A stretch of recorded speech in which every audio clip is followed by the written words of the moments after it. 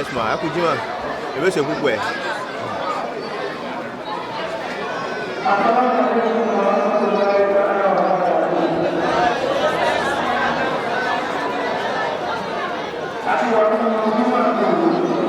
Yes ma, akujima.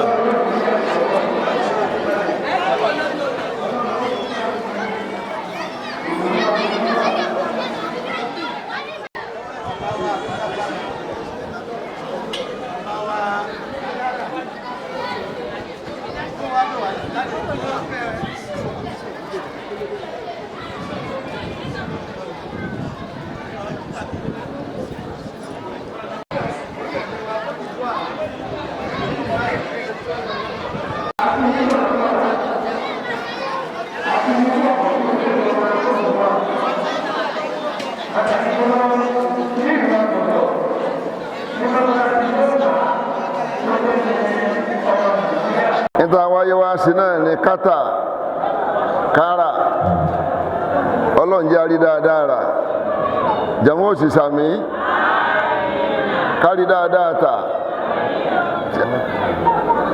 tí a bá ń sọ pé àná láyé nǹkan mẹ́rin là á fi jáná níná ní ń jẹ́ àná à ń bọ́lọ̀ nájà ẹkú dení à ń nájà kátàkárà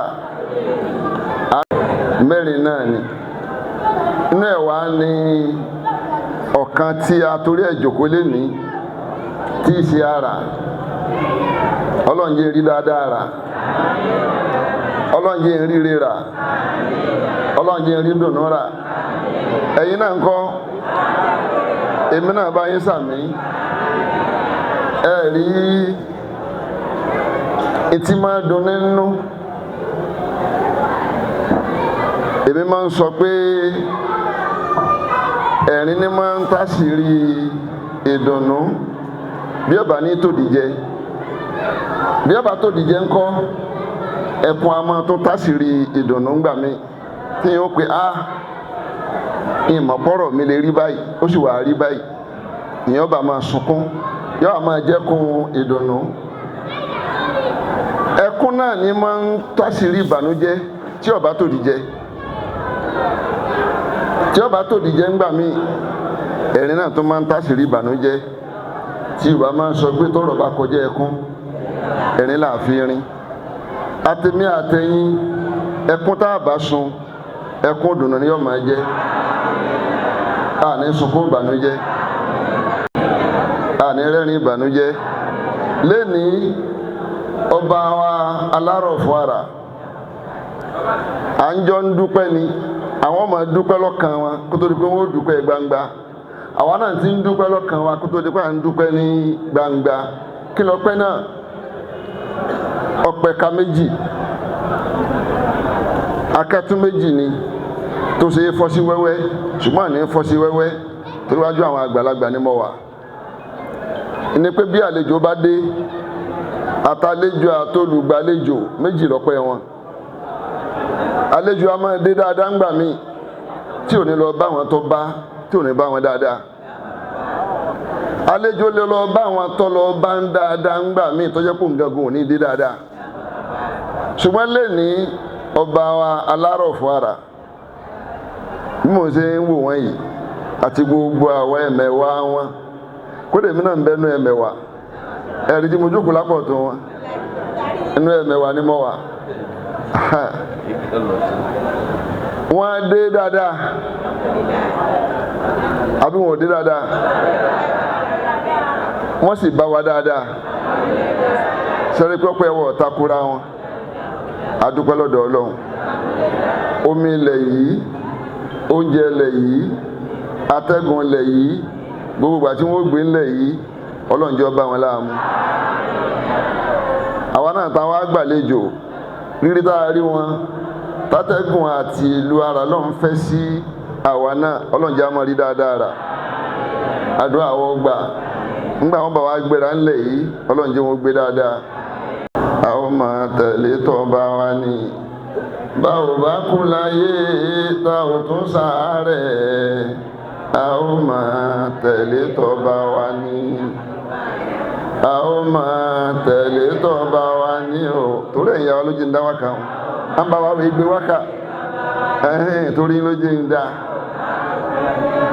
tá ò tún sàárẹ̀ a ó máa tẹ̀lé tọ́ba lórúkọ gbogbo jàmáà lápapọ̀ lọ́kùnrin lóbìnrin lọ́mọdé lágbà akí ọba wa alárọ̀fọ̀ ara ìpè ẹ̀ káàbọ̀ àdé yóò tura o yóò tura fún gbogbo rẹ̀ gbogbo jàmáà lápapọ̀ lórúkọ gbogbo wa ni mo fi kí ọba wa látòkè délẹ̀ ọkùnrin ìlú obìnrin ìlú ọmọdé ìlú àgbàlagbà ìlú kódà ẹni tí ò gbédè tá à ń sọ nínú ìlú ó kọ́ wọn ni mo fi kí bàbá wa káàbọ̀ ilẹ̀ dáadáa ọba wa àná ọba ni ká mo mọ̀ kí ẹ mọ fatia àjọ ka fatia yìí ni gbogbo ẹ̀ mẹ́wàá àtẹ̀mí náà tí mo wà nú ẹ̀ mẹ́wàá àjọ ka fatia ni bisimilahi rahmani rahim alhamdulilahi rabbil alamin arrahmani rahim maliki yawmiddin iyyaka na'budu wa iyyaka nasta'in اهدنا صراط المستقيم صراط الذين أنعمت عليهم غير المغضوب عليهم ولا الضالين آمين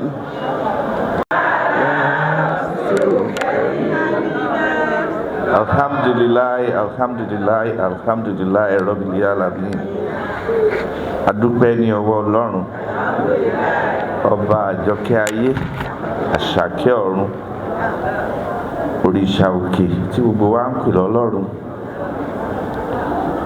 Mo mú ìkíni wá ní orúkọ Ọlọ́run náà láti ìlú Àrà, ìlú tí Ọlọ́run ń gbà ṣe ohun ribiribi lójoojúmọ́.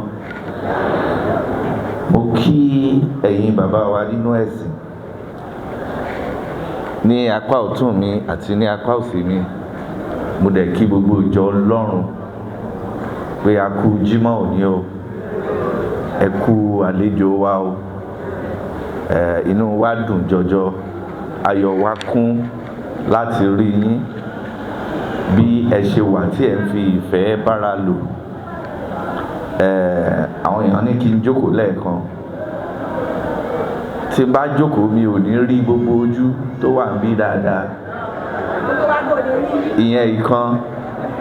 Ìkejì ni wípé gẹ́gẹ́ bí àwọn ẹlẹ́sìn Kìrìsìtẹ́nì bá a ṣe mọ̀, àwọn olórí ẹ̀sìn àwọn ládarí ìlú ní ayé àwọn ọmọ Ísírẹ́lì nínú Bíbélì kó tó di wípé ó dé orí Sọ́ọ̀lù tó sọ wípé tán fi sọ wípé àwọn ò fẹ́ káwọn olórí ẹ̀sìn kan darí àwọn ọmọ pa àwọn fẹ́ ọba. Ṣẹ̀rí wọ́n ní àìfàgbàfẹ́ nìkan ò jáyé ogún. Ẹ̀dẹ̀ wá rí gbogbo wàhálà tó tẹ̀lé ìmọ̀ràn yẹn wípé kán àwọn olórí ẹ̀sìn kí wọ́n mọ̀ darí ètò mọ́ kó di pọ́n yan ọba. Gbogbo wàhálà tó dì mọ́ òun náà là ń rí lénìí ní gbogbo àgbáyé. Kí Ọlọ́run kó bá wa dá ìgbà rere padà. Lẹ́ẹ̀kan sí mo kí yín ní ọ̀pọ̀lọpọ̀ pé mo tún dúpẹ́ lọ́wọ́ yín pé ẹ gbà wá lálejò. Bó tiẹ̀ jẹ́ wípé gbogbo èyí tí wọ́n fi sọ fún yín ó lè má pẹ́ púpọ̀. Ẹ gbà wá lálejò láti wá bí ká tún bá ìjọ Ọlọ́run sọ̀rọ̀.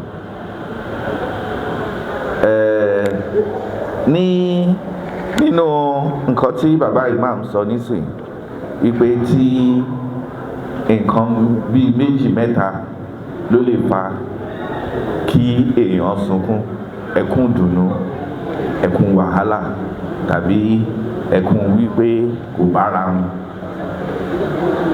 Nígbà tí mo rí èrò ní airport ní ìjẹta, Ọlọ́run ló ní kó jẹ́ pé mo wọ̀gù. Ọba ò gbọ́dọ̀ sunkún, ṣùgbọ́n omijé yọ lójú mi fún ìdùnnú ni wípé èmi náà gbàtà tún wá ń lọ tí outrider ń lọ wájú wa tí gbogbo mọ́tò ń dúró fún wa, ṣé tí head of state gan bá wá ṣó máa yẹ ju eléyìí lọ ni? Ó fẹ́ jẹ́ pé ní gbogbo ìjẹta yẹn omi kan ṣáà ń yọ lójú mi tí ò dẹ̀ yé mi, mo mọ̀ pé ibi tínú mi dùn dé ni. Pàtó wá débi léde náà tí mo tún rí yín báyìí, ìdùnnú yẹn tí ẹṣin bá wà ní ọkàn nínú okùn mi yìí kò ní kọsẹ̀ lédi yìí. A dúpẹ́ lọ́wọ́ Ọlọ́run wípé àwa náà bá yín nínú irú ipò yìí. Níta mo ń fetí sí ìwàásù tí mò ń gbọ́, àbí náà sí àdínkì pé mo gbọ́ tó jẹ́ wípé ọ̀rọ̀ tó ń sọ ó dá lórí ìfẹ́.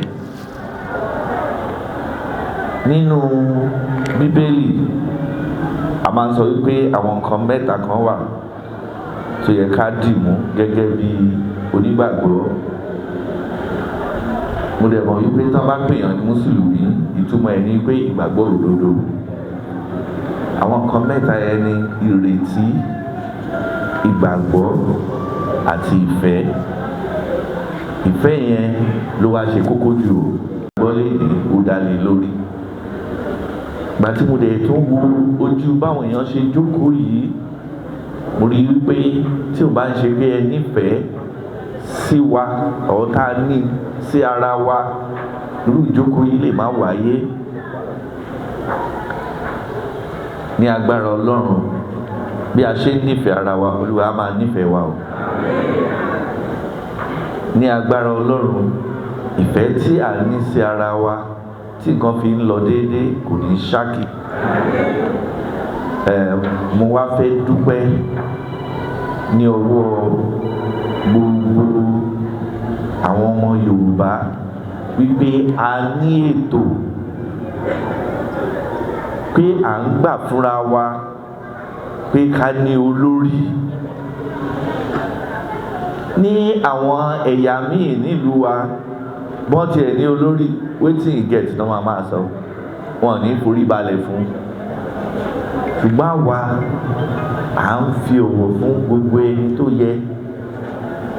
Mo rí wípé a ní àwọn ọba tá a dẹ̀ fún wọn ní ọ̀wọ̀ ọba. A ní àwọn olórí ẹ̀sìn tá a dẹ̀ fún wọn ní ọ̀wọ̀ tó yẹ.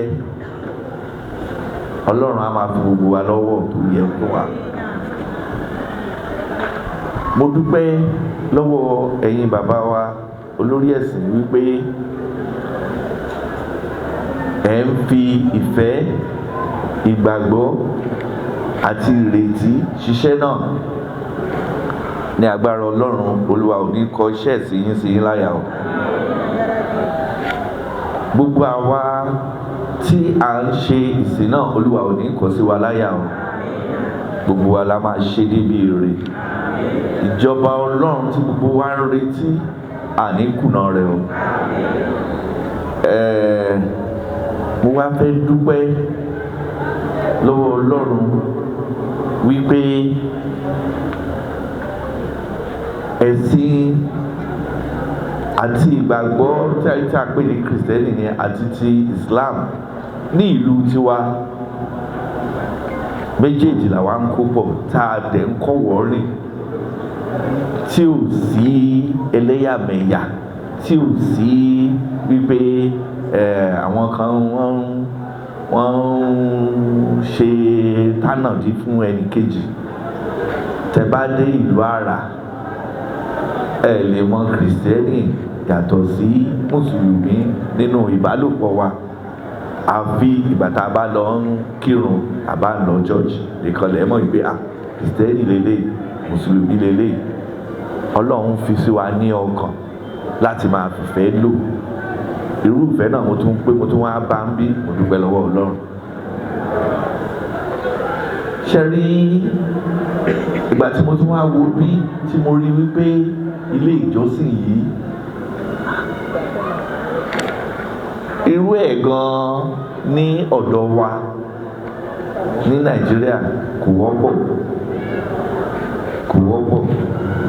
Téèyàn bá wo irú bí láì tí ì parí ẹ̀ bó ṣe fáìn tó yìí, èèyàn mọ̀ wípé ibi tí Ọlọ́run àgbà, èèyàn mọ̀ pé ibi tí Ọlọ́run ti ń ṣiṣẹ́ ni. Mo dẹ̀ gbà ní àdúrà wípé bí ẹ ṣe bẹ̀rẹ̀ ilé Ọlọ́run yìí, gbogbo ẹ̀mí tó bẹ̀rẹ̀ náà ló máa parí ẹ̀. Bẹ́ẹ̀ dẹ̀ ṣe ń lù ú ni ó máa yọ. Gbogbo àdúrà wa pátá nínú ilé Ọlọ́run yìí ni ó máa gbà. Gbogbo ẹ̀yin bàbá wa tẹ̀ ń darí ìsìn, Ọlọ́run á máa gbowó yín ṣiṣẹ́ o. Ní àkótán, mo fẹ́ dúpẹ́ lọ́wọ́ àwọn ọmọ àrà tí wọ́n ṣe ètò yìí pé kí n lè yọjú sí ibi báyìí. Àwọn bàbá wa ní àtìránmú gángan òṣèlú ìkànnà lọ bí báyìí. Àwọn kọ̀ọ̀kan wà tí mi ò tiẹ̀ tó mọ̀ gan náà, ṣùgbọ́n gbogbo àwọn tí wọ́n gbé wa débí tí wọ́n ṣe atọ́kùn ètò yìí, Olúwa máa ràn yín ṣe o. Kí n má ṣe máa kà wá ní kọ̀ọ̀kan, kí n fi bàbá wa Gabriel Adéníran ṣe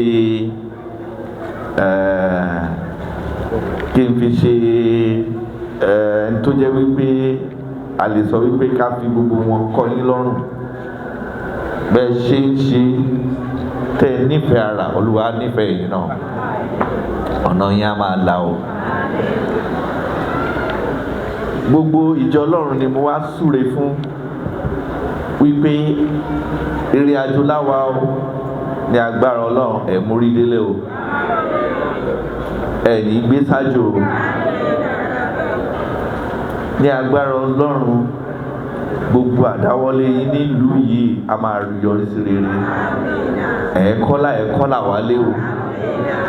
Gbogbo ẹ̀yin ìyá wa àní jábọ́ lẹ́yìn yín o.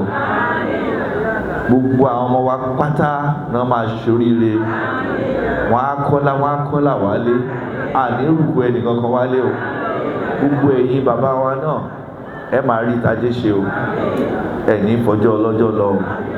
Ní agbára Ọlọ́run gbogbo ọ̀nà tó ti là kò ní dí mọ́.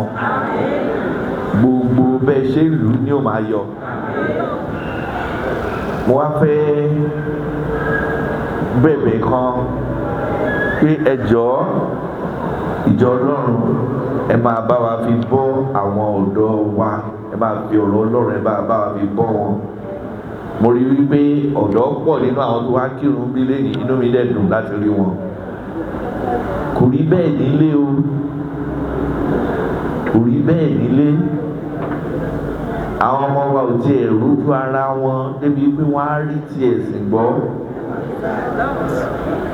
Ẹ jọ̀ọ́ ẹ jẹ́ kí àwọn ọmọ wa tó wà níbí káwọn náà máa wálé, kí wọ́n ó lè máa fi ara hàn, káwọn tó wà nílé náà kan máa rí ẹni farawé.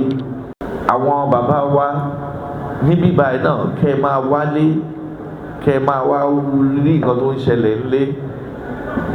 Mo mọ̀ wípé ọ̀pọ̀lọpọ̀ wa la ti ń ṣe rere, lágbára Ọlọ́run kò ní bàjẹ́. Àyè dúró à ń wojú yín wípé kẹ́ẹ̀tún wa máa ṣe lọ́pọ̀lọpọ̀ sí i. Àṣírí kan tí mo fẹ́ sọ fún gbogbo ìjọ Ọlọ́run lónìí ni wípé ìgbà tí mo ṣẹ̀ dé Abidjan yìí ni mo ṣẹ̀ gbà wípé iṣẹ́ tó ṣe iṣẹ́ bẹ̀rẹ̀ nílùú Àrà. Torí gbogbo ẹ̀yin tẹ́ ẹ wà lájò, ẹ̀yin lẹ máa ń gbé ọ̀rọ̀ lárugẹ jù. Ẹ ṣeun. Ẹ̀yin lẹ ń gbé ọ̀rọ̀ lárugẹ jù. Gbogbo ìlú tí nǹkan ti ń lọ déédéé, wọ́n á máa sọ ní wípé ǹjẹ́ ẹ̀ ń bá àwọn tó wà ní diaspora sọ̀rọ̀, pàápàá jùlọ àwọn tó wà ní Ivory Coast. Aláwọn ọmọ ń lo òyìnbó, aláwọn ọmọ London, àlọ́ wọn ní Amẹ́ríkà, ṣùgbọ́n ní gbogbo àdúgbò wa láti Ẹdẹ dé Ògbómọ̀ṣọ́, Èjìgbò, Òṣogbo, Èjìgbò, Ìwó, Ìlà, Ọ̀là,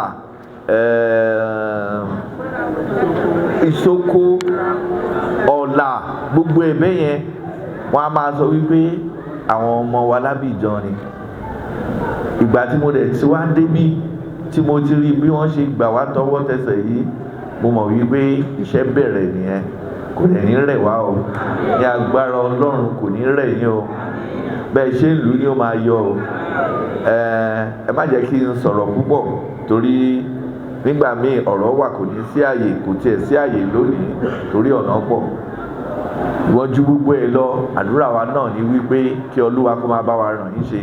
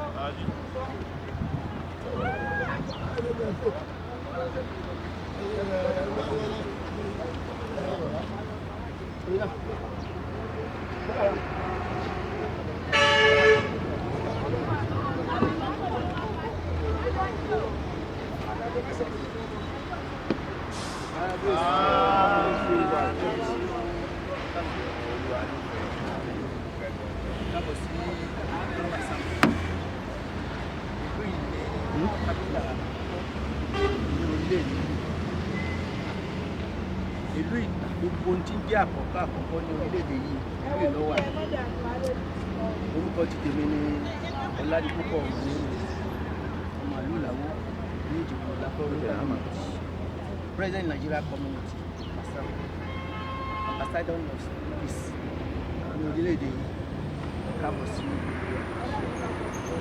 ẹ̀kọ́ ètò náà kò ní bàjẹ́ o ẹ̀kọ́lá wálé o. Olúwa tẹ wá sí ìlú yìí ibi káàbọ̀ àbúrò ìgbésí ayé bẹ́ẹ̀ sí ń fẹsẹ̀ tẹ̀ ìlú yìí nítorí kọ̀sẹ́ tó wà lórí tó kábà wọn ìgbà lè ní ọmọ tẹ̀ bẹ́ẹ̀ sì ni ìgbà lè yín ò ní fàyàwó ilé yín ò ní fọ́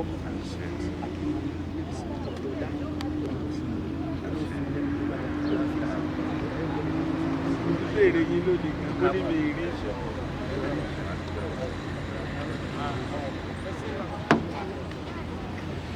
Wọlé kọ́mọ lórí.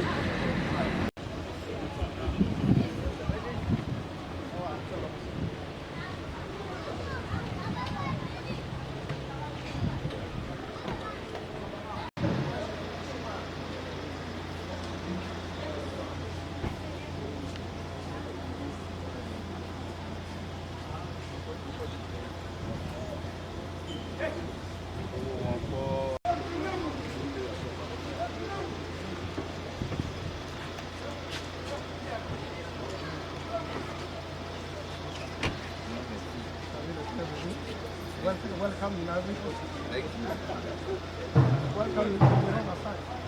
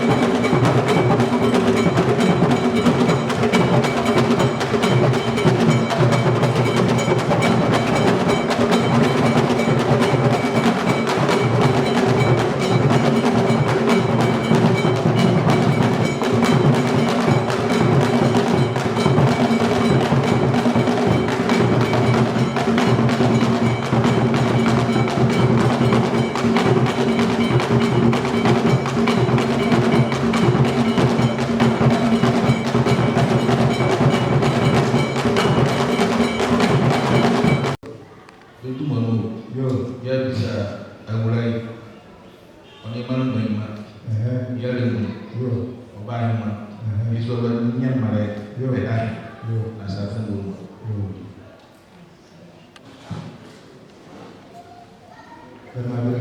Yo. Yo. Yo.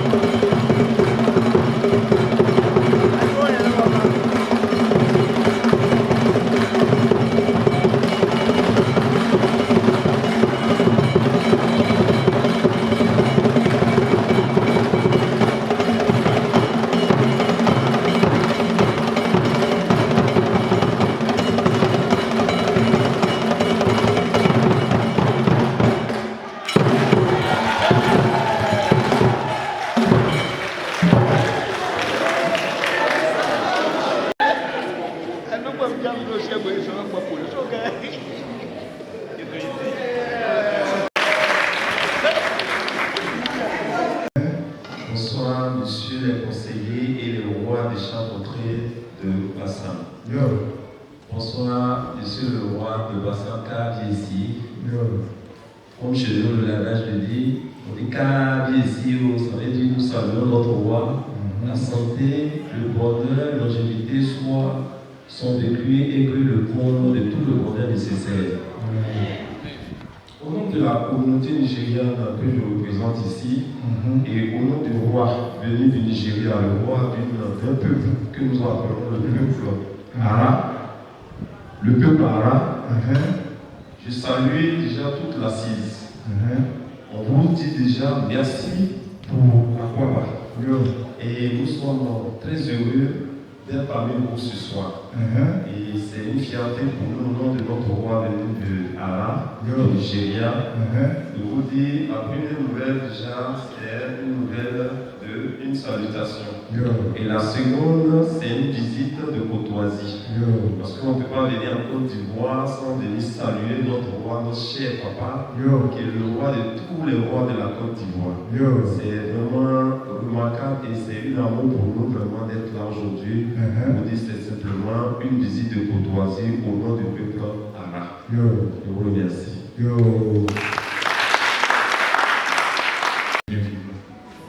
Je sais que votre responsabilité est grande, vous arriverez à Oudaï, parce que surtout à Oudaï, ça veut dire majesté. Majesté. Vous viendrez ici. Merci déjà pour ce que vous faites pour vos frères qui sont ici et pour les relations que nous avons entre nous, surtout au niveau du bassin. Alors, vous voyez, le roi Richard de vous dire qu'il est très heureux. Il est très heureux d'accueillir son frère. Quand il dit qu'il est heureux d'accueillir son frère, c'est vraiment un véritable frère. Ce n'est pas frère, on dit comme ça. Certainement, Majesté, le sert, Aoudaï, Majesté ici. Il est fils du Nigeria aussi. Il a fait 10 ans en tant qu'ambassadeur de Côte d'Ivoire au Nigeria.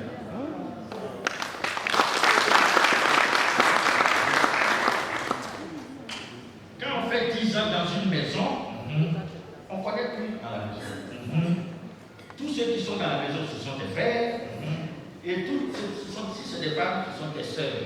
Donc à chaque fois que dans cette cour, il y a un Nigérien qui quitte là-bas et puis dit je viens saluer mon frère, c'est vraiment le frère son frère et lui il accueille son frère.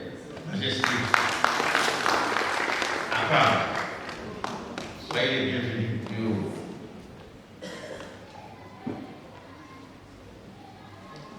Donc, Majesté donc, est heureux d'accueillir son frère. Et en même temps, il profite pour rappeler qu'entre le Nigeria et la Côte d'Ivoire, c'est comme vraiment deux frères. Depuis la nuit des temps, depuis que le président Félix Houphouët-Boigny, là qu'il a tissé les liens avec le peuple frère du Nigeria, il y a toujours eu la bonne entente.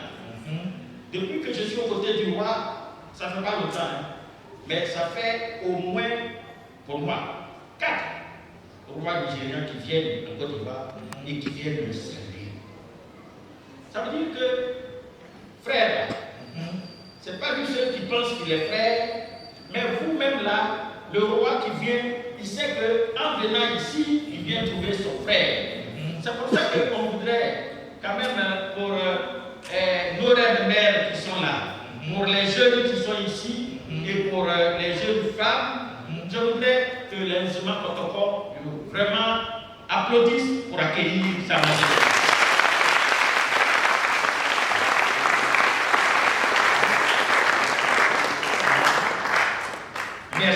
Merci de majesté d'être les Anglais disent thank you. Merci beaucoup. Parce que ce que vous venez de démontrer prouve ce que le roi nous dit tous les jours. Il dit je suis resté longtemps au Nigeria, mais jamais un Nigérien ne m'a manqué et je suis resté là-bas comme si j'étais à Bassam.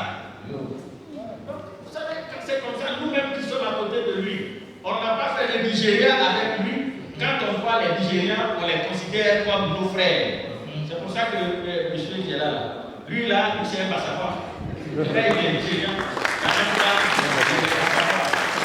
Il fait tout avec nous. La seule chose qu'il n'a pas encore fait avec nous, c'est comment on fait le rituel. Ça veut dire qu'on fait pour faire notre abissa.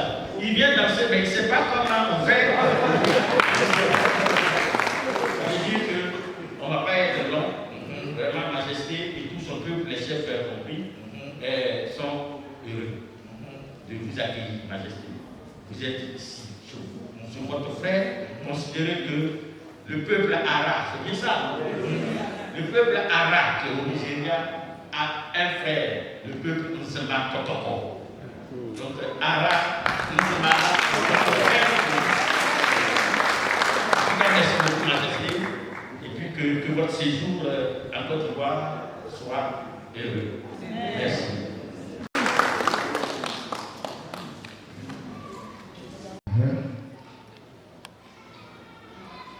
Il salue Sa Majesté le roi de Grand Bassam et toute sa notabilité, et en découlant envers tous les membres de cette commune et cette grande ville du Grand Bassam. Il est vraiment reconnaissant du fait que vous nous avez accueillis à bras ouverts.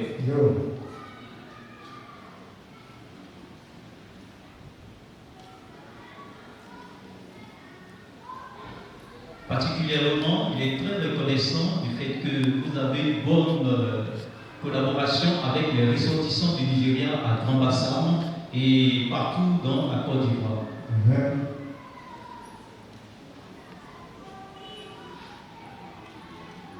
Et bénis le nom du Seigneur également pour la collaboration qu'il y a entre le Nigeria et la Côte d'Ivoire.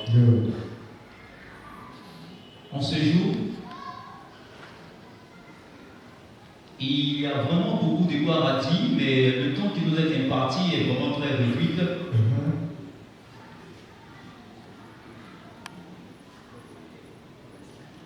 L'histoire dit que le Grand Bassam est la première capitale de la Côte d'Ivoire. Et sa prière est que Sa Majesté aura une bonne histoire, étant donné que cette ville est la première capitale. Au nom du Dieu Tout-Puissant, Sa Majesté aura la longévité. Cette ville va grandir pendant son règne.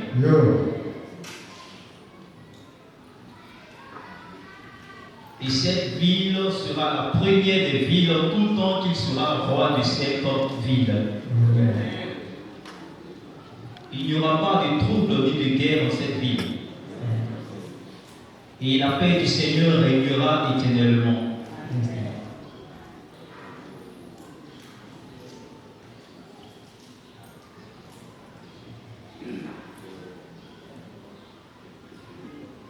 Il n'a vraiment pas grande chose à apporter, mais de manière symbolique, en représentant tous les membres de la ville Ara du Nigeria, il a apporté ce présent.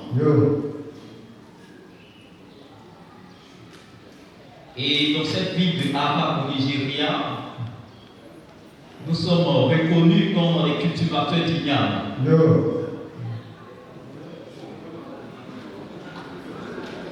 Et si nous devons apporter ces ignames, il n'y aura pas de véhicule pour les emporter jusqu'ici. Donc, de manière symbolique, on a apporté l'image de l'igname à Sa Majesté.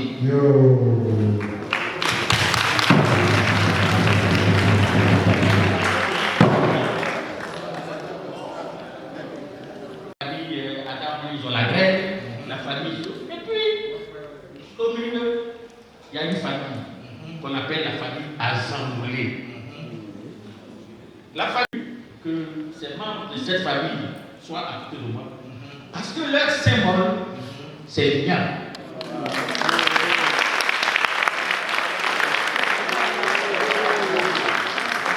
Le symbole de cette famille, c'est l'igname. Ça veut dire qu'en fait, tous ceux, la population d'Ara qui cultive donc l'igname avec ceux qui viennent ici, ils sont assemblés.